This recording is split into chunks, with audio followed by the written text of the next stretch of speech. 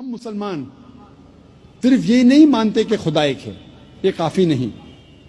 Monotheism کے معنی خدا ایک ہے، یہ ماننا کافی نہیں۔ ہم مسلمان مانتے ہیں توحید میں۔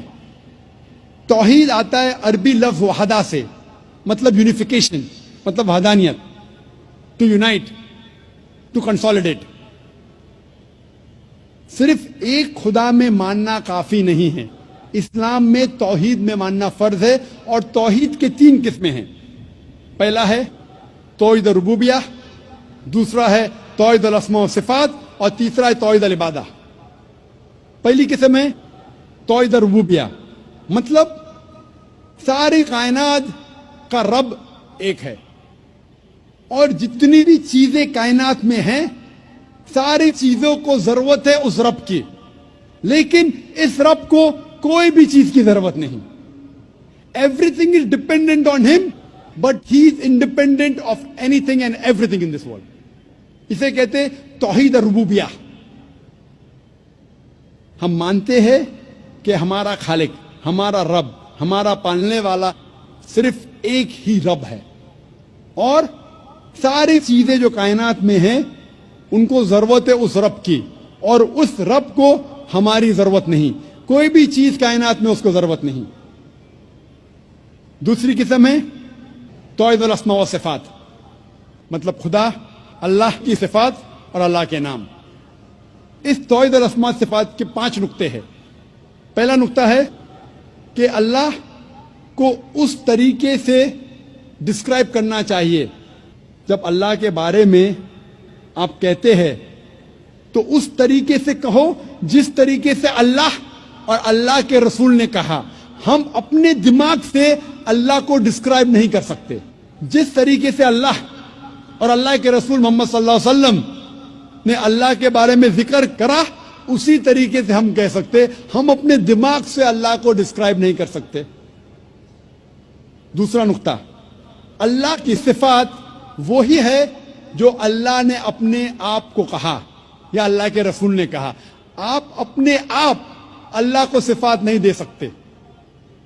مثال کے طور پہ قرآن میں لکھا ہے کہ اللہ کو غصہ آتا ہے۔ ہم یہ نہیں کہہ سکتے اللہ کی صفات الغاضب، غصہ ہونے والا۔ اللہ غصہ ہوتا ہے، لیکن اللہ یا اللہ کے رسول نے کبھی بھی نہیں کہا کہ اللہ کی صفات ہے غصہ ہونے والا الغاضب۔ یہ غلط ہے۔ صرف وہ صفات دینا چاہیے جو اللہ اور اللہ کے رسول نے دی۔ اللہ اور اللہ کے رسول نے جو نام اللہ کو دیا ہے، صرف اس سے ہم پکار سکتے ہیں۔ تیسرا نقطہ، جو اللہ کی مخلوقات کی صفات ہے وہ ہم اللہ کو نہیں دے سکتے۔ ہم یہ نہیں کہہ سکتے کہ اللہ سبحانہ و تعالی جھوٹ بولتا ہے۔ جھوٹ بولنا انسان کی صفت ہے۔ ہم یہ نہیں کہہ سکتے کہ اللہ سبحانہ و تعالی بھول گیا۔ بھولنا اللہ کی مخلوق انسان کی صفت ہے۔ چوتھا نقطہ، اللہ کی صفات آپ اس کے مخلوقات کو نہیں دیکھ سکتے۔ جو اللہ کی صفات ہے، جو انسان ہے یا مخلوقات ہے، اس کو آپ نہیں دیکھ سکتے۔ آپ نہیں کہہ سکتے کہ میں جانتا ہوں ایک انسان جو لافانی ہے۔ لافانی اللہ کی صفات میں سے ہے، انسان لافانی ہو ہی نہیں سکتا۔ اور 5واں نقطہ ہے کہ اللہ کا نام کسی انسان کو آپ نہیں دے سکتے۔ اگر دینا چاہتے ہیں اس کے آگے عبد لگانا ضروری ہے۔ مثال کے طور پہ آپ کسی انسان کو اللہ نہیں کہہ سکتے، کہنا ہے تو عبداللہ کہہ سکتے، اللہ کا عبد، اللہ کا بندہ۔ رحمان نہیں کہہ سکتے، عبد الرحمان کہہ سکتے کہ رحمان کا بندہ۔ اور آپ عبد کسی انسان کے آگے نہیں کر سکتے۔ آپ نہیں کہہ سکتے عبد الرسول، یہ غلط ہے۔ عبد، بندہ صرف اللہ کا ہو سکتا ہے، انسان۔ یہ 5 نقطے ہیں توحید الاسماء و صفات کے۔ توحید کی تیسری قسم ہے توحید العبادہ، مطلب ہمیں صرف عبادت اللہ کی کرنا چاہیے، اس کے علاوہ کسی اور کی عبادت نہیں کرنا چاہیے۔ آپ اللہ کو رب مانتے، اللہ کو اچھے نام سے پکارتے، اچھے صفات دیتے، لیکن اللہ کے ساتھ کسی اور کو شریک کرے، کسی اور کی عبادت کرے تو یہ توحید العبادہ کے خلاف ہے۔ عبادت صرف اللہ کی ہونا چاہیے۔ اللہ کے علاوہ کسی اور کی عبادت کرے تو یہ توحید کے خلاف ہے.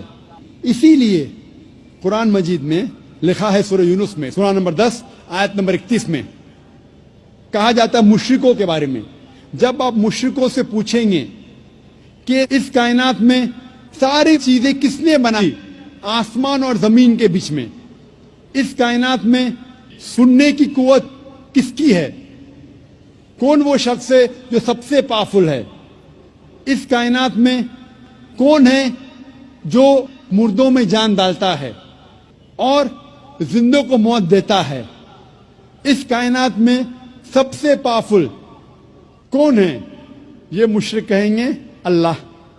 پھر آپ اللہ کے ساتھ دوسروں کو شریک کیوں کرتے؟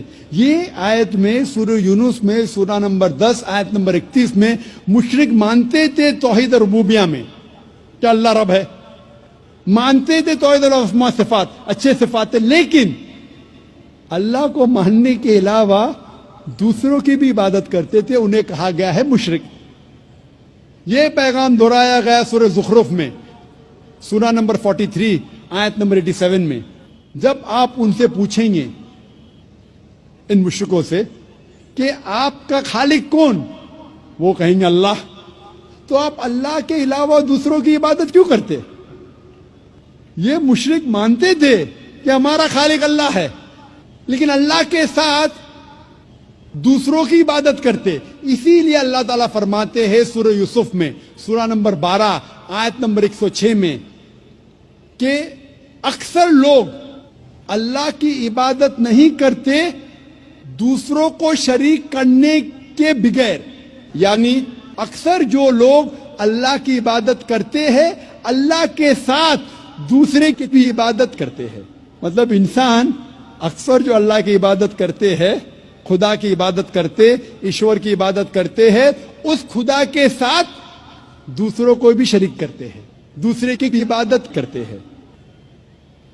اور اگر اس توحید میں ان تینوں قسموں میں سے ایک بھی قسم کا آپ پالن نہیں کریں گے، ایک بھی قسم کو توڑتے ہیں، تو اسے عربی میں کہتے ہیں شرک.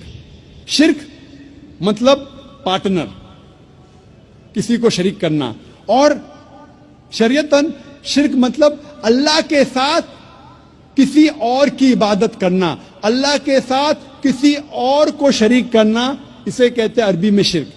اور قرآن مجید میں صاف طور پہ لکھا ہے سورہ نساء میں سورہ نمبر 4 آیت نمبر 48 میں اور سورہ نساء سورہ نمبر 4 آیت نمبر 116 میں کہ اللہ سبحانہ و تعالی اگر چاہے تو آپ کے کوئی بھی گناہ کو معاف کر سکتا ہے، لیکن شرک کو کبھی بھی نہیں معاف کرے گا، کیونکہ جو انسان شرک کرتا ہے وہ بہت بڑا گناہ کرتا ہے اور بہت دور تک بھٹک چکا ہے. اسی لیے شرک قرآن مجید میں اور اسلام میں سب سے بڑا گناہ ہے جو اللہ سبحانہ و تعالیٰ کبھی بھی نہیں معاف کرے گا. اگر آپ نے شرک کیا اور مرنے کے پہلے توبہ نہیں کی، اگر آپ مشرکانہ حالت میں مرے تو آپ کے لیے جہنم 100%. شرک کے علاوہ دوسرا کوئی بھی گناہ کرے، آپ اگر اللہ چاہے تو معاف کر سکتا ہے. اگر آپ نے شرک کیے تو آپ ضرور توبہ کیجئے، شرک کرنا بند کیجئے، انشاءاللہ آپ جنت میں جا سکتے ہیں. لیکن اگر شرک کی حالت میں مرے تو اللہ سبحانہ و تعالی، خدا ایشور، آپ کو کبھی بھی نہیں معاف فرمائیں گے. اسی لیے قرآن مجید میں لکھا ہے، جو میں نے اس تقریر کے شروع میں تلاوت کی، اس آیت کی جسے میں ماسٹر کی کہتا ہوں، سارے تالوں کو کھولنے والی چابی، سورہ عمران سورہ نمبر 3 آیت نمبر 64 میں لکھا ہے، تعالوا الی کلمۃ سواء بیننا و بینکم، آؤ اس بات کی طرف جو آپ اور ہم میں یکساں ہے.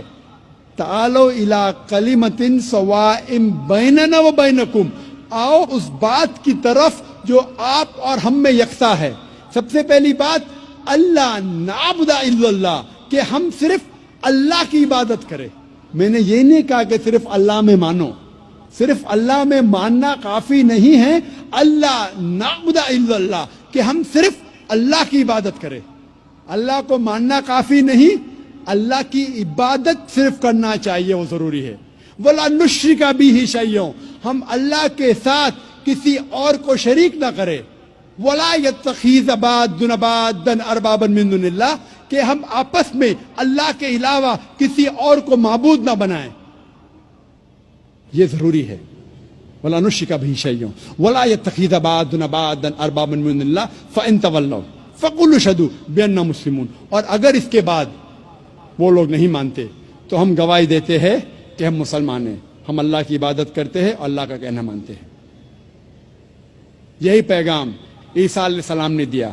قرآن مجید میں لکھا ہے سورہ مائدہ میں، سورہ نمبر 5 آیت نمبر 72 میں، لَقَدْ كَفَرَ الَّذِينَ قَالُوا إِنَّ اللَّهَ هُوَ الْمَسِيحُ ابْنُ مَرْيَمَ، وہ لوگ کفر کر رہے ہیں جو لوگ کہتے ہیں کہ عیسیٰ علیہ السلام ابن مریم اللہ ہے، وہ لوگ کفر کر رہے۔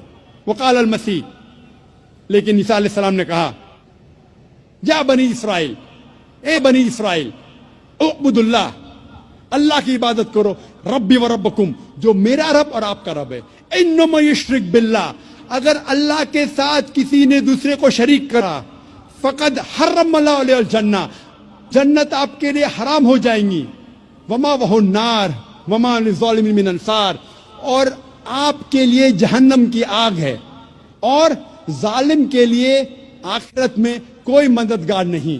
عیسیٰ علیہ السلام فرماتے انما یشرک باللہ، اگر اللہ کے ساتھ کوئی کسی کو شریک کرتا ہے، فقد حرم اللہ علیہ الجنہ، جنت اس کے لیے حرام ہے، وما وہو النار وما للظالمین من انصار، اور اس کے لیے دوزخ کی آگ ہے اور ظالموں کے لیے آخرت میں کوئی مددگار نہیں ہے۔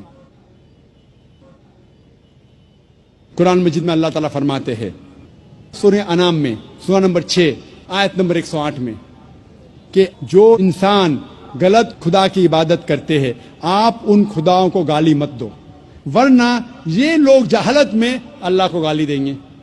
لکھا ہے قرآن مجید میں سورہ لقمان میں، سورہ نمبر 31 آیت نمبر 27 میں، اگر آپ اس دنیا کے سارے جھاڑ کو قلم میں تبدیل کریں گے اور سارے سمندر 7 سمندر ملا کے اگر سیاہی میں تبدیل کریں گے، پھر بھی آپ ان سے اللہ سبحانہ و تعالیٰ کے شبد نہیں لکھ سکیں گے۔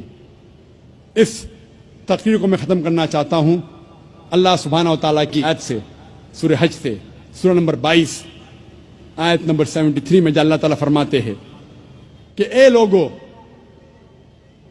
اس بات کو سنو، جو کوئی آپ کے مددگار ہے اللہ کے علاوہ، اگر یہ سارے اکٹھا ہو گئے ایک مکھی کو بنانے کے لیے، پھر بھی یہ لوگ مکھی کو نہیں بنا سکیں گے، اور اگر مکھی کوئی کھانا ان سے چھینیں گے تو یہ لوگ اس کھانے کو بھی واپس نہیں لا سکیں گے۔ کمزور ہے وہ لوگ جو غلط خدا کی عبادت کرتے ہیں، اور کمزور لوگ ہیں وہ جس کی عبادت کرتے ہیں۔ وآخر دعوانا الحمدللہ رب العالمین۔